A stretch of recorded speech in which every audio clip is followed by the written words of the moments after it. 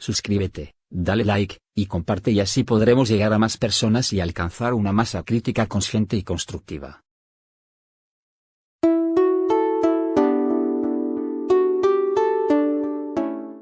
Esta lectura, ¿no? Esta lectura mental es como una impronta, ¿no? Que se plasma y entonces la próxima vez reacciono. A veces sobrereacciono, ¿no? Es más, a veces ya no necesito que el nivel de impacto sea el mismo que de aquello que condicionó esta forma de reaccionar y parece que no hay nada con lo que lo pueda borrar.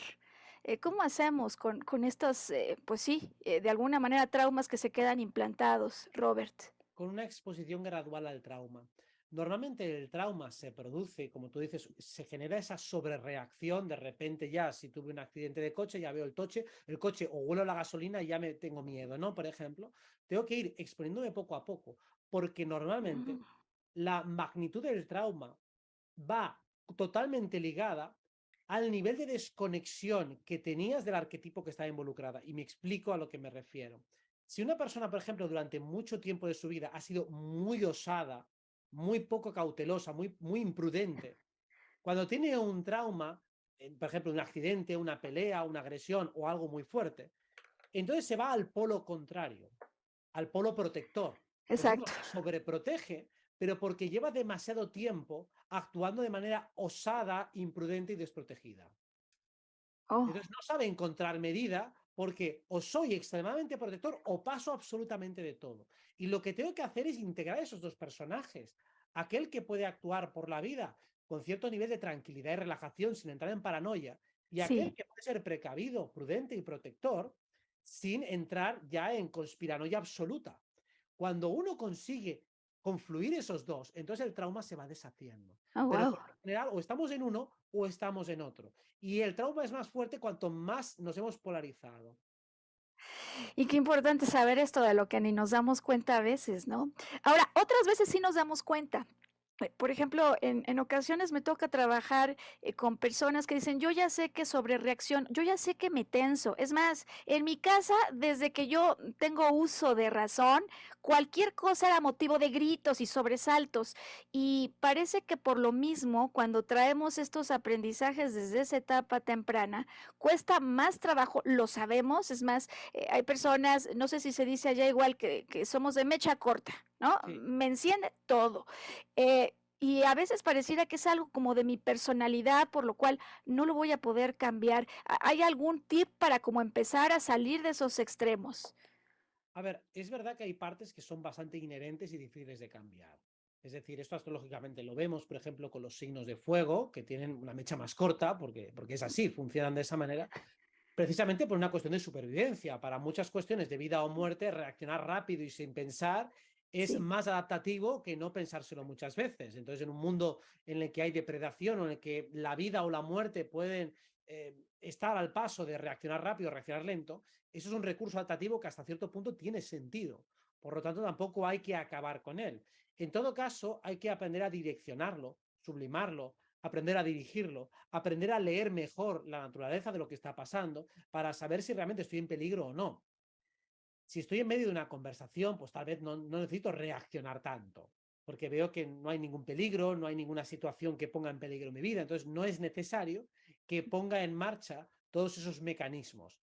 También puede pasar que según tu configuración ambiental, o sea, el lugar en el que has crecido y la educación que has recibido, no sea tan problemático sobreexaltarse. A lo mejor de pequeños jugábamos a pelearnos, a gritarnos, y para mí eso no es agresión. Yo no me mm, siento en peligro, sino que estoy jugando. Al igual que los animales, los perros, por ejemplo, se muerden entre ellos cuando juegan. Y sí, parece que se claro. van a matar. Yo no, si están jugando. O sea, no hay realmente sangre en sus ojos, no buscan hacer daño. Pero desde la perspectiva del observador externo puede pensar que eso es realmente violento y no lo es. Entonces también hay que leer, contextualizar. Cuando una persona se está sobreexaltando aparentemente, ¿ha perdido el control o no lo ha perdido? Porque si no Uy, lo ha perdido, a lo mejor simplemente está jugando. Y es una manera que tiene. Hay gente que alza más la voz, hay gente que la baja más.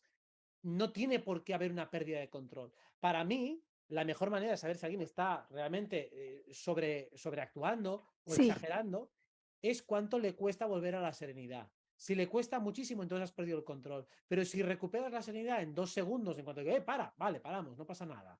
Entonces Wow. significa que la situación está bajo control. Oye, Robert, esto, sabes, me lleva a esta pregunta porque en muchas definiciones, ¿no? De la causa raíz psicoemocional, se habla de la emoción no expresada. ¿Por qué? Porque si yo no la expreso, la dejo adentro, se queda físicamente en ese, o bueno, no sé cómo se pueda decir, en ese cuerpo, digamos, Sí, emocional, sí. ¿verdaderamente se queda? O la emoción simplemente cuando yo recuerdo algo que, por ejemplo, me hacía enojar, pues se vuelve a reactivar el enojo. ¿Cómo es? ¿Vive? ¿Se queda? Si la expreso, me libero y entonces ya no llevo riesgo. Se queda. O sea, literalmente se puede ver como una mancha. O Oh, sea, como una acumulación, como una masa. Imagina que vas a hacer una masa de pizza con el pan. Pues imagínate que dejas toda la masa ahí enganchada con una forma amorfa. Pues así se ve realmente con el ojo etérico. Se puede ver una emoción que está completamente enquistada, se ve así. Y por eso molesta. Por eso wow. cuando la expresas hace daño, es incómoda, porque tiene una forma que no circula bien. Una emoción cuando se expresa empieza a circular. O sea, es parecido a como si esa masa tú te la tragaras y empezara a taponar tu tubo digestivo. ¡Uy! ¿Cómo duele? ¿Cómo molesta?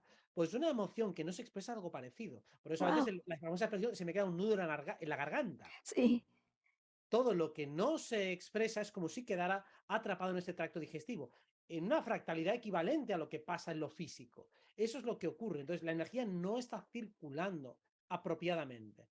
La emoción es como una energía que requiere un movimiento. ok. Si no hay movimiento emocional, entonces se tapona y se pudre. Lo mismo que sucede con los alimentos. Si tú dejas un alimento pues ahí expuesto en la mesa durante horas, hay un momento que empieza a biodegradarse. Pues con las Wow. emociones pasa lo mismo.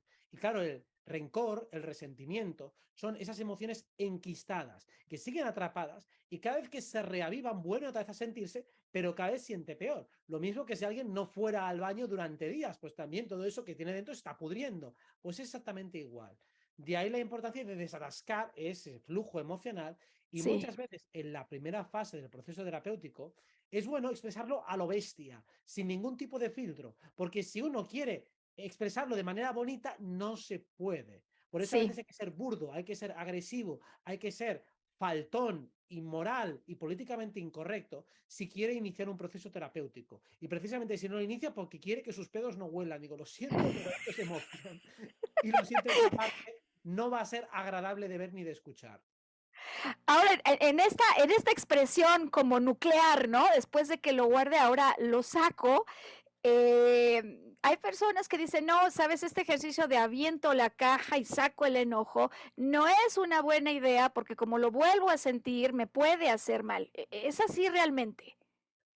A ver, si solo te quedas ahí, es insuficiente. Y además, de hecho, hay personas que simplemente lo que hacen es sacar enojo, pero no es la emoción principal que está enquistada. Mejor debajo hay tristeza, impotencia y otra cosa.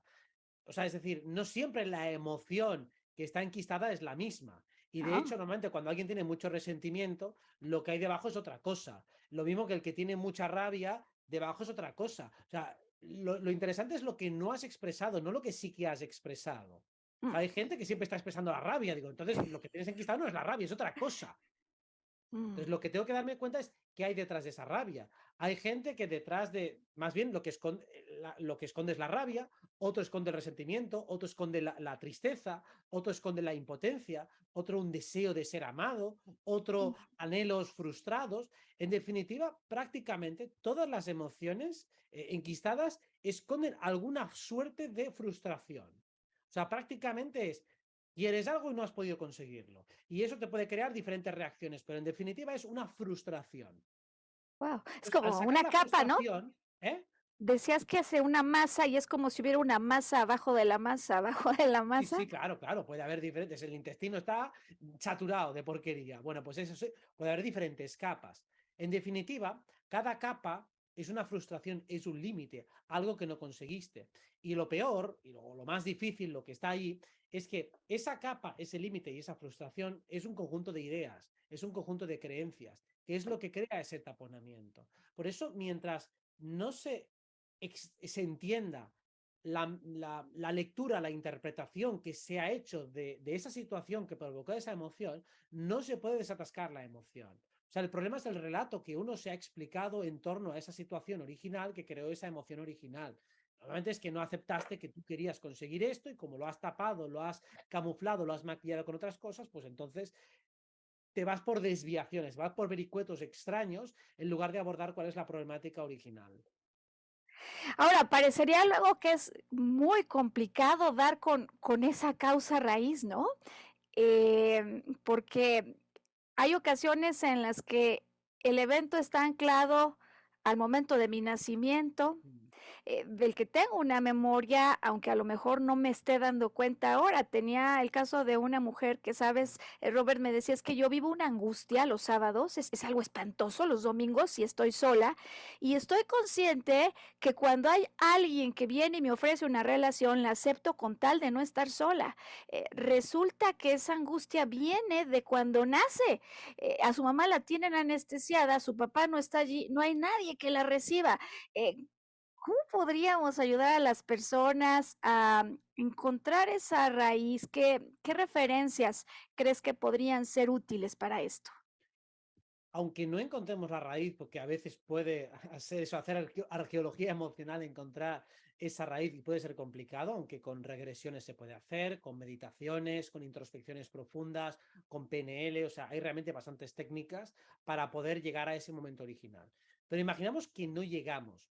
Tampoco es tan relevante en el sentido de que lo que tenemos que aislar es el patrón que hay detrás. Mm, ¿Vale? Esa persona quiere estar en compañía. Digo, perfecto, pero ¿por qué quiere estar en compañía? ¿Qué buscas en esa compañía?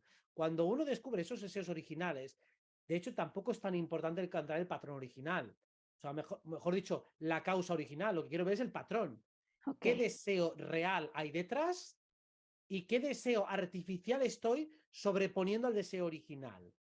Seguramente el problema no es tanto estar sola, sino más bien lo que quería era sentirse protegida, ¿no? Porque un bebé, cuando busca la compañía, no es porque se aburre, es porque siente que puede morir si se queda solo. Entonces, lo que quiere es claro. esa protección. Entonces, habría que leer un poco que lo que busco en esa compañía es la protección, porque a lo mejor al sentirme solo, pienso que puedo ser más víctima de circunstancias lesivas para mi vida, por ejemplo. Ok.